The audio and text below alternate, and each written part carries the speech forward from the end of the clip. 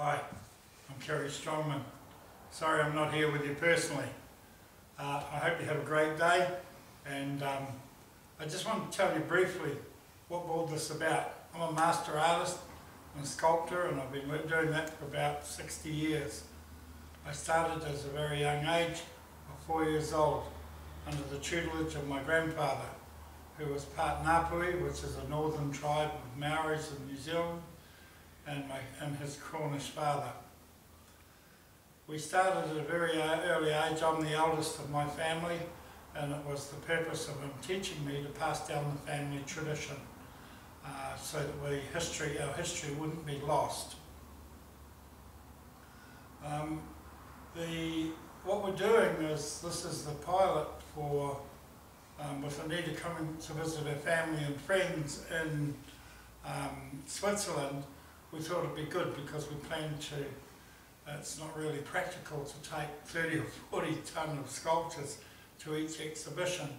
So the idea was to actually have a virtual gallery where we put most of the body of the work onto visual audio screens so that we could project onto them the images of what we do, and have 3 or 4 physical items of the sculpture to demonstrate what the actual physical side of it is. The reason I got together with Anita is 3 years ago we were having a Christmas party. We had a band playing, and Anita was dancing in her own inimitable style, just free-form dancing. In the yard where she was dancing there was sculptures in various stages of completion. And I thought, wow, this really manifests. You have the sculptures in a physical form, and yet by Anita dancing with them, it somehow manifests the spirit of actually the tree, which was the next step of where I was going. I have a relative amount of fame. I've exhibited all over the world, including Europe and America and Asia, and I've carved all things, you know, bone, stone, ivory, you name it. If it stood still long enough, I would carve it. But I was looking for something, for a point of difference, and I remembered my grand stories about my grandfather's stories about the ancient swamp Kauri. And this was a forest, or forests that were buried by cataclysmic events way in the past of our history, 25 to 45,000 years ago. And when I was a young man, we used to go into the living forests, and he would show me the great Kauris and tell me that these are the guardians of our land.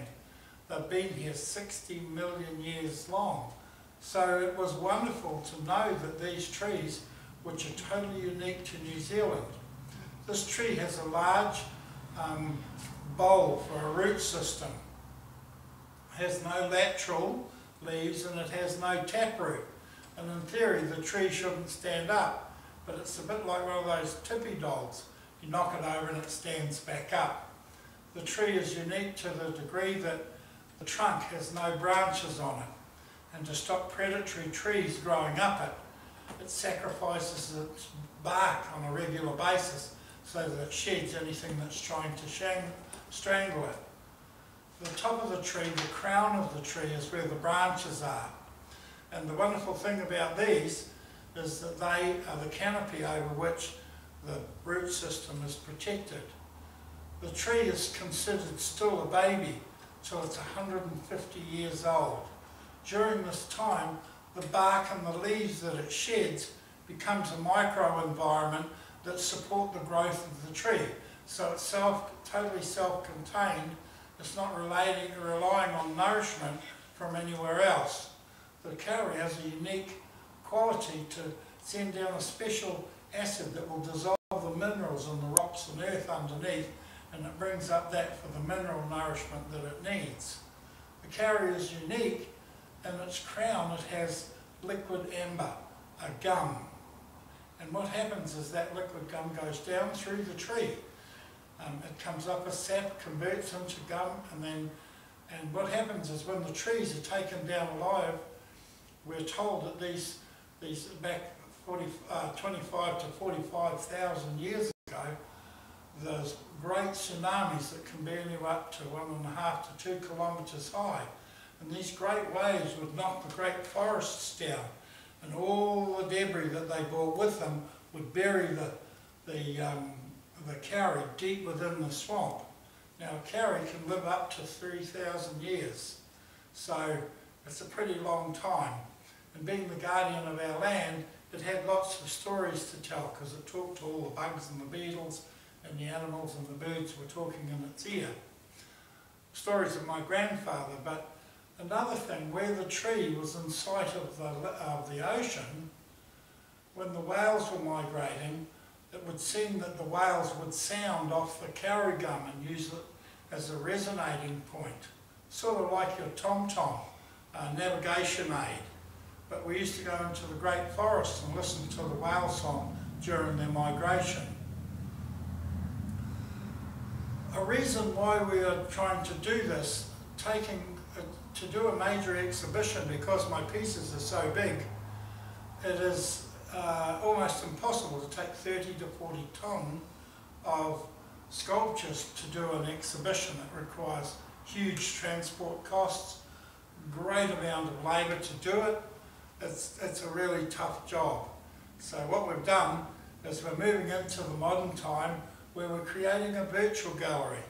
This will be where we project the exhibition that we're promoting onto screens on the wall, not unlike Anita is going to do for you today. And what we will do is bring 2 or 3 spectacular pieces, and over a period of time, 3 to 4 months, Anita develops this amazing dance to manifest or to show the spirit of this particular piece. So we're moving it from the physical art of sculpture into the spiritual art of the dance and the music. I'm really grateful to Anita because she came to a Christmas party we're having. Have I said this already? Have I said this already? Oh, good. So, yeah, thank you. And she was dancing with sculptures that were partially completed, and in the log form. And I suddenly thought, this is a way of showing the people a little bit more than just the physical sculpture. So I really thank Anita, and I thank her for showing you, her family and friends, what we're about. We're developing this at the moment, and you can tell Anita how we can make it better or improve it. And I just thank you very much. So, aroha from New Zealand.